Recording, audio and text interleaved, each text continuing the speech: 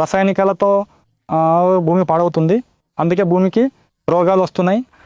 ఈ ఏడాది పంట బాగుంది సార్, ఏ సమస్య లేదు, పంట ఆరోగ్యంగా ఉంది. బాగుంది సార్. రసాయనికాలతో తేమ నిలవదు, తేమను కోల్పోతాం.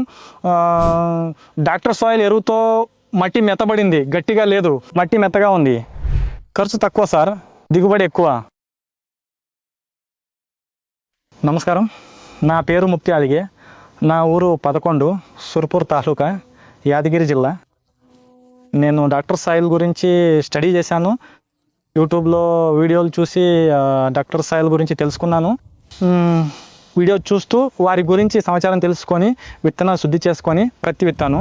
విత్తేటప్పుడే వాడాను, ఏ కెమికల్ పొలాలకు వాడలేదు. అంతా డాక్టర్ సాయిల్ ఎరువే వాడాను.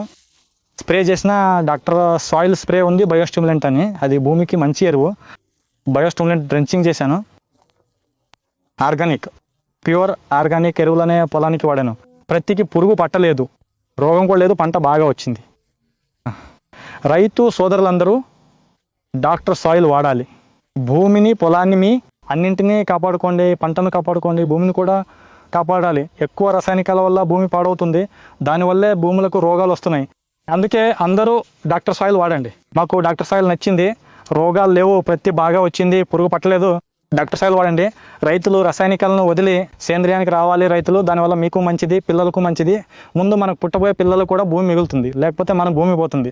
సార్ 4 సంవత్సరాల నుండి డాక్టర్ సాయిల్ ఎరువునే వాడుతున్నాను. సార్ పోయినసారి ఎకరానికి 13 క్వింటాలు వచ్చింది, ఈసారి 14-15 క్వింటాలు రావచ్చు. ఈ ఏడాది పంట బాగుంది, ఏ సమస్య లేదు. పంట చాలా ఆరోగ్యంగా ఉంది, బాగుంది సార్. ఖర్చులో రసాయనిక ఎరువులు వాడితే మాకు రెట్టింపు ఖర్చు అవుతుంది సార్. ఇందులో ఖర్చు తక్కువ, దిగుబడి ఎక్కువ. ఖర్చు చాలా తక్కువ సార్. రసాయనిక ఎరువు 4 నుండి 5 బస్తాలు వేస్తాం, దానికి 4,000 రూపాయలు అయితే ఇక్కడ 2,000 రూపాయలు ఖర్చే.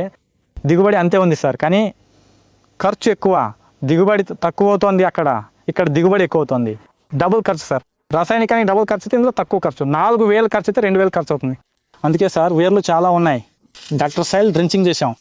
డాక్టర్ సాయిల్ ఎరువుతో మట్టి మెత్తగా ఉంది సార్, మట్టి గట్టిగా లేదు, అంతా మృదువుగా ఉంది. చూడండి సార్, డాక్టర్ సాయిల్ వల్ల మట్టి మెత్తగా ఉంది, వేర్లు కూడా లోతుగా వెళ్ళాయి సార్. రసాయనాలతో తేమ త్వరగా నిలవదు సార్. రసాయనాలతో మనం తేమను కోల్పోతాం సార్. డాక్టర్ సాయిల్ వాడటం వల్ల రసాయన ఎరువుకు బదులు డాక్టర్ సాయిల్ వాడితే అది ఎక్కువ రోజులు నీటి తేమను పట్టి ఉంచుతుంది, భూమి గట్టిపడదు. మట్టి pH సమతుల్యతను కాపాడుతుంది, pH బ్యాలెన్స్ చేస్తుంది, వానపాములను పెంచుతుంది, సారవంతత పెరుగుతుంది సార్. మట్టి మృదువుగా అవుతుంది.